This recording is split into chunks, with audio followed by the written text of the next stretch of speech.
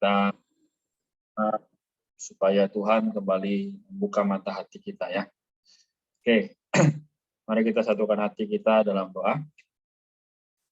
Tuhan Yesus, Tuhan, kami bersandar kepadamu. Tuhan, Engkau adalah Allah semesta alam. Dari dulu, sekarang, sampai selamanya Engkau tidak pernah berubah. Tuhan, amatilah pembacaan kami malam ini, kitab Wahyu. Bukakanlah kepada kami, berikanlah kami hati yang terang, supaya kami boleh menjadi terang bagi orang lain. Tuhan, terima kasih atas kesetiaan-Mu. Kami sungguh berdoa, kami mengucap syukur. Amin. Oke, kita baca sama-sama sub-poinnya ya. Ini C, ya, anak laki-laki dilahirkan dan dibawa kepada Allah dan ketatanya. Oke, ia melahirkan seorang anak laki-laki yang akan mengembalakan semua bangsa dengan gada besi. Tiba-tiba anaknya itu dirampas dan dibawa lari kepada Allah dan ke tahtanya. Oke, perempuan itu melarikan diri.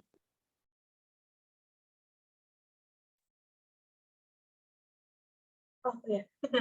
Perempuan itu lari ke padang gurun, di mana telah disediakan suatu tempat baginya oleh Allah, supaya ia dipelihara di situ selama 1260 hari.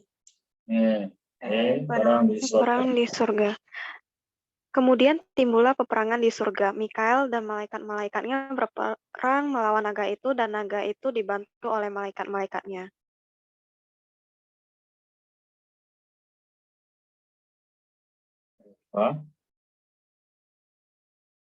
Ayat 8 ya.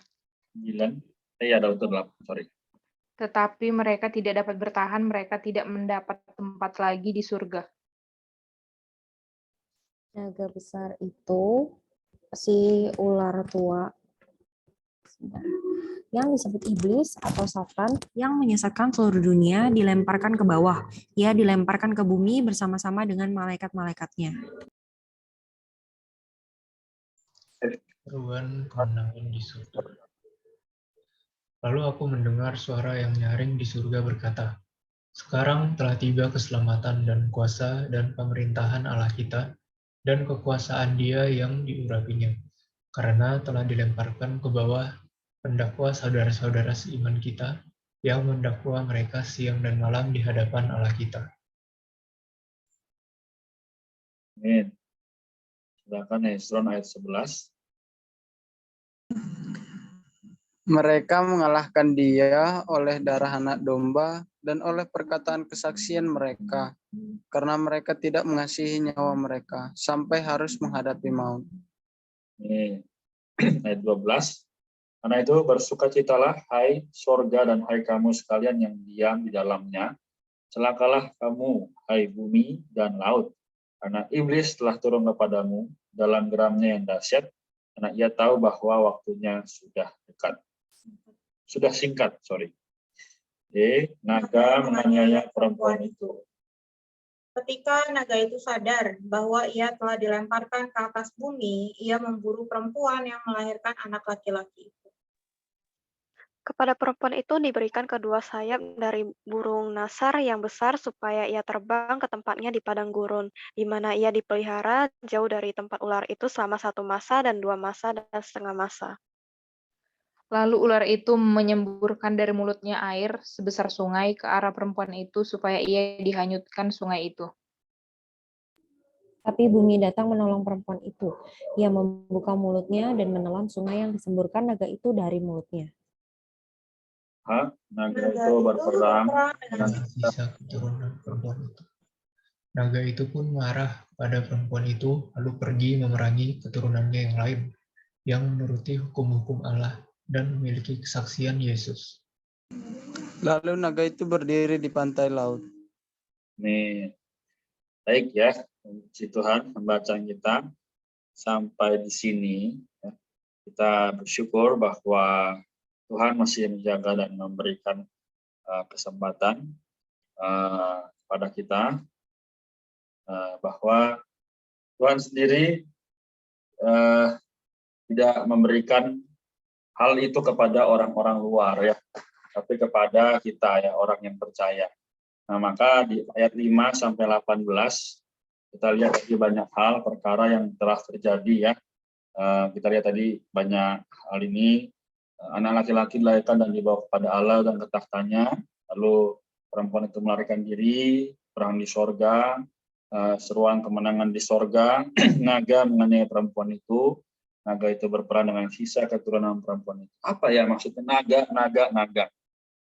Kok seperti nggak ada hubungannya dengan hari ini ya, tapi justru teman-teman sekalian, kita malam hari ini perlu satu perkara, yaitu bisa mengalami Kristus sebagai segala kita ya.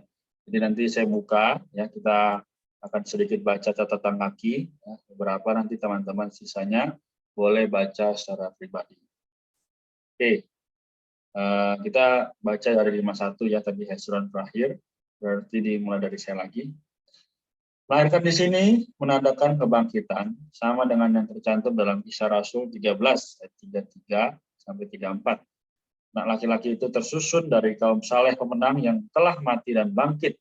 Hal ini bisa dibuktikan dengan perkataan dalam ayat 11 sampai ke dalam maut. Oke, kita lanjut anak laki-laki.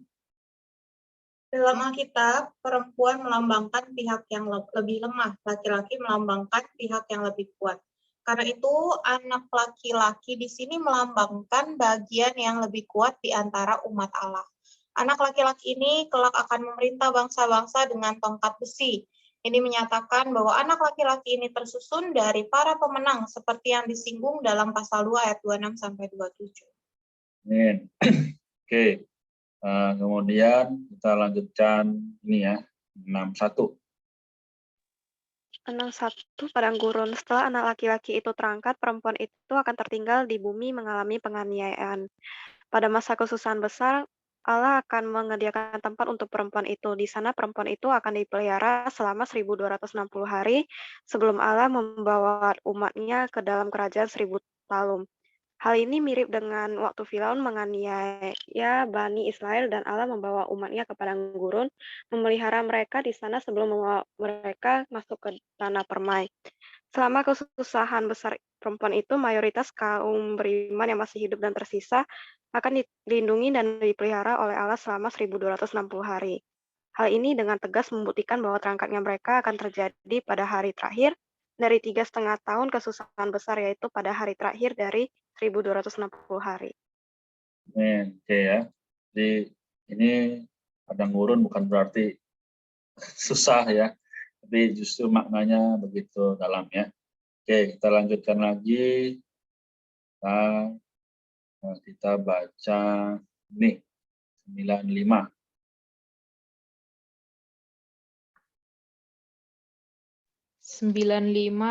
Dilemparkan.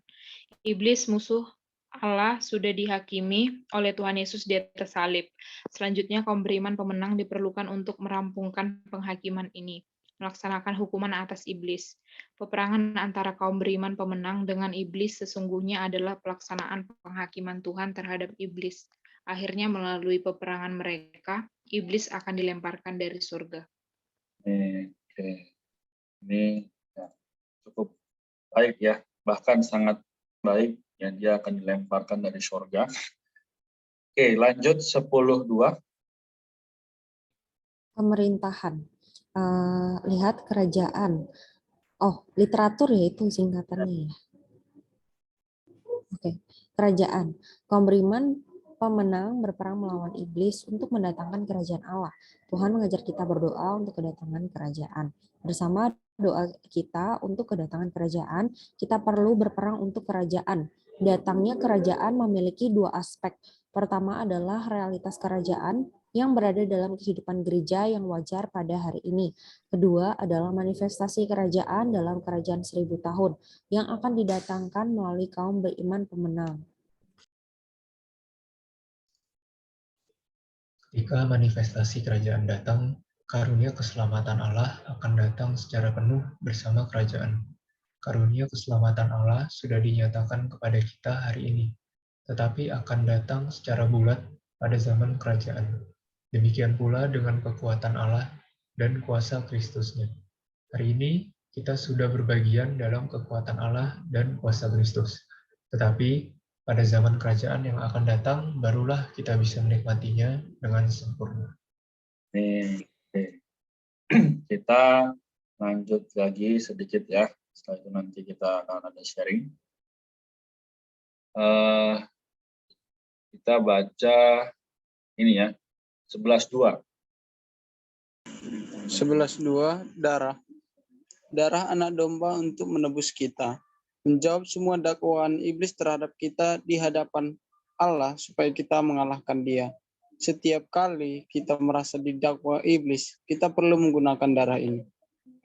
Tuhan ya. Oke. Jadi ini juga darah anak domba.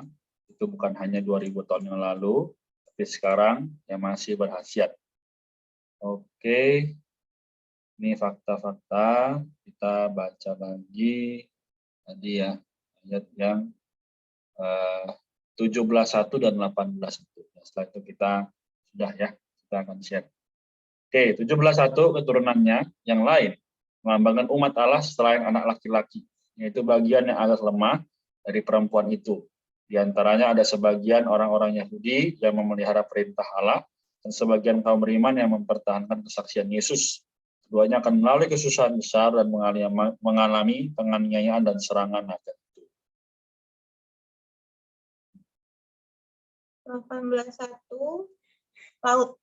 Laut di sini mengacu kepada laut yang disebutkan dalam 13 ayat 1, yaitu Laut Tengah. Pantai laut di sini seharusnya mengacu kepada pantai laut Tanah Suci, tempat negara Israel berada. Naga itu berdiri di atas pasir pantai dan kota suci Yerusalem akan diinjak-injak selama 42 bulan. Kedua hal ini menyatakan bahwa penganiayaan yang dilakukan oleh iblis selama kesusahan besar terutama dilakukan di tanah Israel.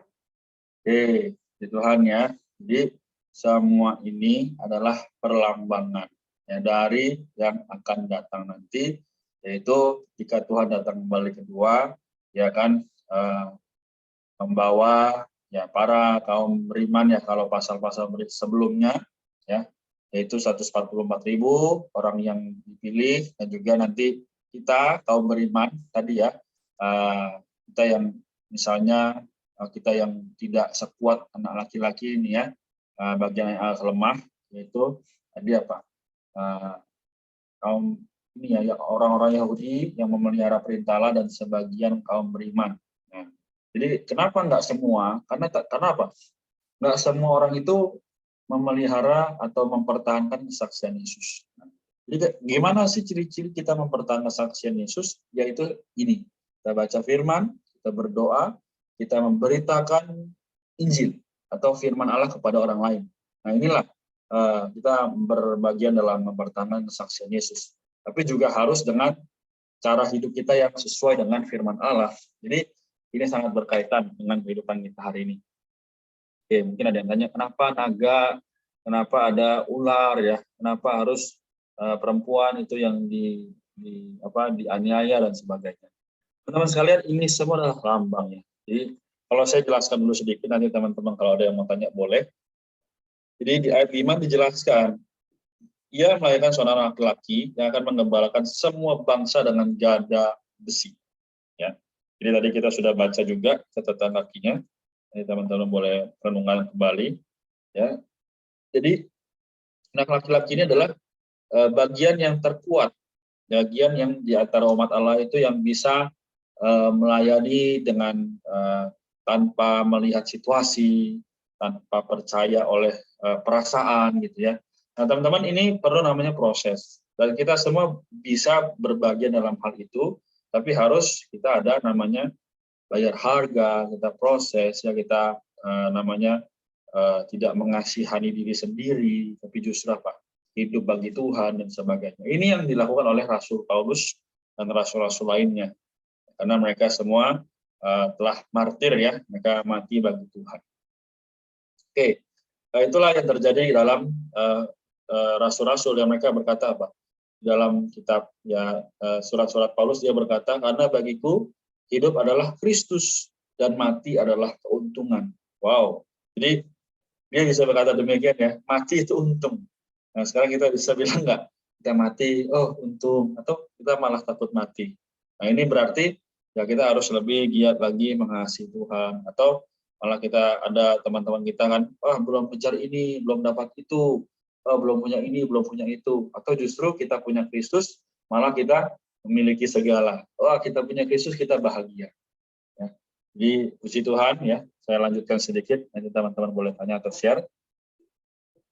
Di ayat yang ke-10 dikatakan, aku mendengar suara yang nyaring di surga berkata, sekarang telah tiba keselamatan dan kuasa dan pemerintahan Allah kita, dan kekuasaan Dia yang diurapinya karena telah dilemparkan ke bawah pendakwa saudara seiman kita, yang mendakwa mereka siang dan malam di hadapan Allah kita. Jadi inilah yang sedang terjadi, yaitu kita ya akan menerima keselamatan dan kuasa dan pemerintahan Allah.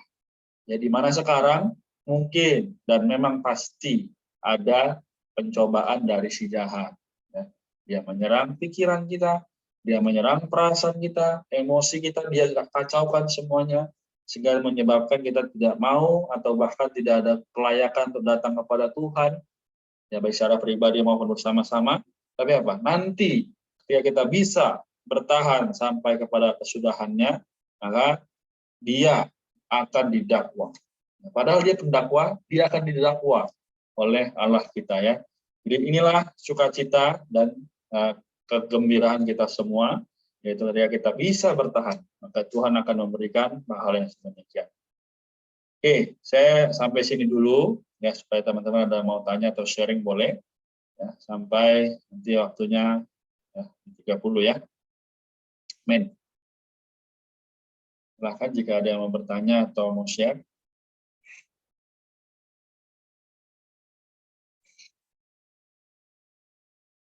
Amin. Aku menikmati ya di ayat 11. Dikatakan mereka mengalahkan Dia oleh darah anak domba dan oleh perkataan kesaksian mereka. Karena mereka tidak mengasihi nyawa mereka sampai harus menghadapi maut. Jadi di sini mereka ini adalah orang-orang yang menang ya. Jadi mereka itu kenapa bisa menang dari godaan si Satan itu? Karena mereka menerapkan darah anak domba, perkataan kesaksian, dan tidak mengasihi nyawa mereka. Artinya di dalam kehidupan mereka, pastilah mereka pernah berbuat dosa ya, tapi karena mereka tahu ada khasiat darah yang bisa menghapus segala dosa, juga menudungi ya, kalau di kitab Ibrani menjadi ini ya, tutup pendamaian antara Allah dan juga umatnya. Dan juga mereka menjadi orang yang mempersaksikan diri Kristus ya. Jadi kalau misalnya di catatan kaki dikatakan perkataan kesaksian ini adalah perkataan yang mempersaksikan bahwa iblis itu sudah dihakimi oleh diri Tuhan ya. Jadi hari ini sebenarnya ketika kita sudah diselamatkan, sebenarnya ada diri Kristus yang sudah menang di dalam kita. Sehingga sebenarnya ya, tanda kutip, Satan itu tidak ada kuasa lagi atas kita. Tapi kok kita masih bisa dosa ya? Tapi kok kita masih bisa berbuat, maksudnya masih bisa negative thinking ya, dan lain sebagainya, karena masih ada unsur Satan di dalam diri kita. Nah, oleh karena itu, orang-orang yang menang ini menjadi orang yang tidak, tanda kutip, mengiyakan Satan atau manusia lamanya ya. Jadi ketika mereka tahu bahwa mereka mau jatuh nih ke dalam dosa, mereka menjadi orang yang tidak mengasihi daging mereka ya. Jadi hari ini aku juga kembali mengapresiasi darah anak domba ini. Tadi benar ya. Jadi darah anak domba ini bukan hanya dialirkan ketika Tuhan tersalib, tapi darah ini adalah darah yang kekal ya. Jadi darah ini khasiatnya bisa sampai sekarang. Oleh karena itu, kalau misalnya kita datang kepada Tuhan, kita boleh tuh belajar menerapkan darah Kristus ya. Misalnya kita doa, Tuhan, mohon darah-Mu kembali membasuh bersih diri kami, menudungi kami, sehingga melalui darah kami diperdamaikan dengan Allah. Jadi hubungan kita dengan Allah itu tidak ada sekatan melalui darah Kristus. Aku juga terkesan di sini, ternyata kan kemarin kan kita juga udah bahas ya, perempuan itu sebenarnya adalah lambang dari gereja ya, lambang dari umat Allah dari perjanjian lama sampai perjanjian baru. Dan aku benar-benar mengucap syukur walaupun perempuan ini ya tadi dikatakan diburu ya, ataupun ini adalah umat Allah yang masih tertinggal ya, masih belum matang di dalam hayat, mereka masih dipelihara sama Tuhan ya. Aku benar-benar mengucap syukur. Di ayat 14 dikatakan, perempuan itu diberikan kedua sayap dari burung nazar yang besar. Jadi, oh Tuhan Yesus, pas aku baca lagi catatan kaki itu benar-benar mengucap syukur, walaupun ketinggalan ya istilahnya, tapi Tuhan tuh masih memberikan kekuatan penyelamatan kepada kita, kepada gereja ya. Tapi hari ini jangan sampai, oh ya udahlah nanti kalau kesusahan besar Tuhan masih sertai, ya udahlah santai-santai, nggak gitu ya. Kita harus ada satu sikap yang ya mau maju, mau jadi orang yang menang nih, masa nggak mau meraja bersama dengan Tuhan, kan konyol ya. Jadi walaupun nasib kita tetap dipelihara, tapi kita harus tetap maju ya di dalam Tuhan. Tapi di sini penekanannya adalah kita tahu bahwa Allah itu memang benar Sang Immanuel ya, dia menyertai kita sampai kepada akhir zaman, itu benar ya, di Matius bagian terakhir ya. Jadi ya hari ini hanya perkataan firman Tuhanlah yang sejati, yang benar, faktanya nyata ya, dan firman ini harus menjadi standar kita sebagai orang Kristen. Amin.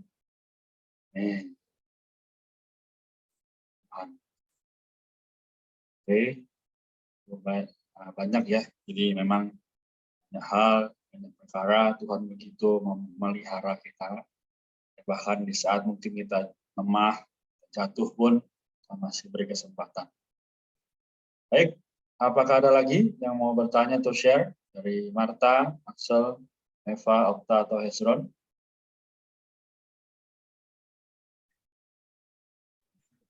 Mungkin sedikit share aja, Pak. Oh ya, silakan. Di dalam ayat 10 di sana mungkin jelas sekali dibilang, sekarang telah tiba keselamatan dan kuasa dan pemberian Allah kita, pemerintahan Allah kita dan kekuasaan dia yang diurapinya, karena telah dilemparkan ke bawah pendakwa saudara dan seterusnya. Ini ya mungkin sampai saat ini kita sudah mengetahui bahwa iblis itu sudah dikalahkan ketika Yesus itu mati di kayu salib, dan Yesus itu pengganti, itu makanya dibilang anak domba, anak darah, seperti itu kan.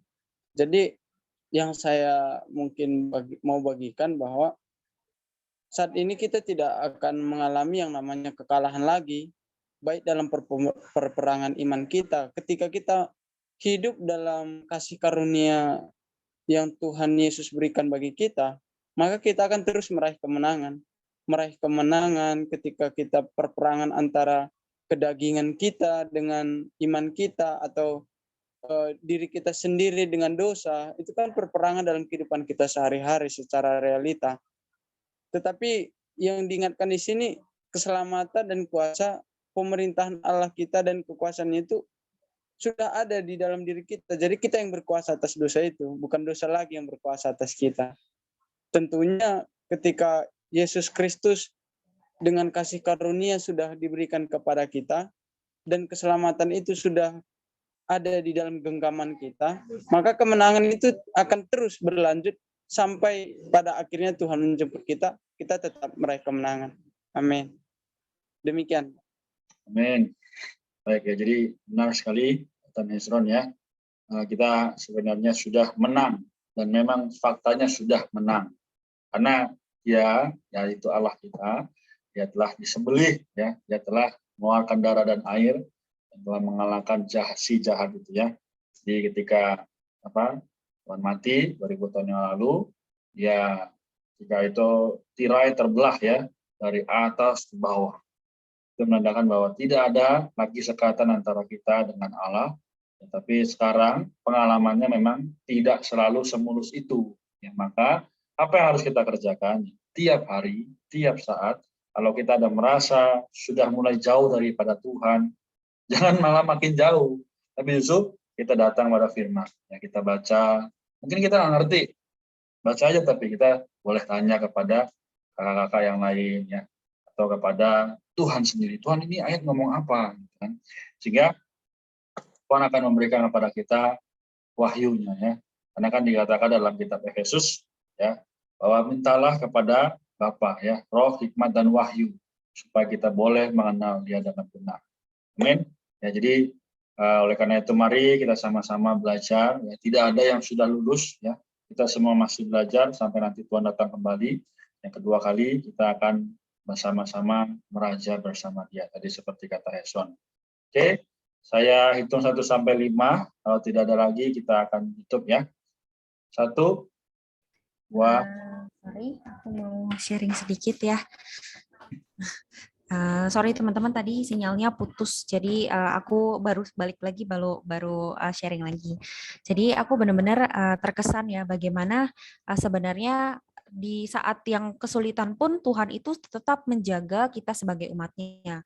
Itu benar-benar aku berkesan ya, karena sebelum masuk ke dalam pelatihan pun aku tuh jadi orang yang ada satu hati yang ketakutan gitu, karena takut menderita di dalam kesusahan besar gitu ya, dan seolah-olah Tuhan itu meninggalkan. Tapi tidak demikian ya, ketika makin dilihat lagi kebenarannya, ternyata Tuhan itu bukanlah Allah yang tidak bertanggung jawab. Allah itu adalah Allah yang tetap menjaga umatnya, dan bahkan di dalam kesusahan besar pun Dia masih mengingat kita gitu sebagai umatnya. Dan aku kembali lagi ya diingatkan juga bagaimana kita jangan menjadi orang yang santai-santai juga ya, seperti kata Ci Maria tadi, tapi kita harus jadi orang yang tetap mengejar keselamatan kita. Amin. Thank you Martha. Ya, jadi singkat tapi praktis ya. Semoga kita semakin ya bisa melakukan segala sesuatu, tapi bukan berasal dari kita sendiri, tapi dari kasih karunia Tuhan. Oke, lagi kalau tidak ada saya tutup ya. 1, 2, 3, 4, 5. Oke, jadi semoga pembacaan malam ini bukan hanya fokus kepada naga atau perempuan ya, tapi justru kepada bagaimana kita hidup hari ini. Ya, kita lihat sekeliling kita kok kayak lingkungannya yang nggak rohani ya, kok lingkungannya susah sekali untuk menjadikan saya bisa berdoa. Justru di saat itulah kita perlu tadi mengaplikasikan darah. Juga kita telah menerima keselamatan. Nah, jadi semoga melalui kita, melalui Hezron, Okta, Eva, Axel, Martha, dan saya dan Maria, ya, setiap orang di sekeliling kita mereka bisa melihat Yesus ya, dalam kehidupan kita. Oke, saya rasa cukup sampai di sini. Nanti kalau ada pertanyaan atau sharing lainnya, ya silakan bertanya atau sharing di grup. Ya, kita doa sampai di sini. Apakah ada yang sukarela untuk mendoakan kita semua malam ini? Boleh. Oh ya, silakan. Dan Hezron ya, berarti silakan. Kita berdoa. Tuhan Yesus, terima kasih, kami mengucap syukur pada malam hari ini ya Tuhan. Kami boleh belajar lewat kebenaran firman Tuhan, bagaimana kehidupan kami akan senantiasa dipelihara oleh Tuhan, dan kami tentunya sudah mengalami dan sudah mendapat kemenangan ketika Yesus telah mengaruniakan anugerah itu dalam kehidupan kami masing-masing. Tuhan berkati buat Bapak Renard, berkati buat Kakak Maria, Kakak Octavia, Kakak Eva, Kak Axel, Kak Martha, dan semua teman-teman yang belum bisa join. Tuhan berkati semuanya, biarlah setiap PA dan setiap ada room untuk kami belajar bersama-sama lewat kebenaran firman Tuhan, kami senantiasa diberkati. Kami sebagai mahasiswa, kami sebagai hamba Tuhan, senantiasa kami dalam pemeliharaan Tuhan. Dalam nama Yesus kami berdoa. Amin.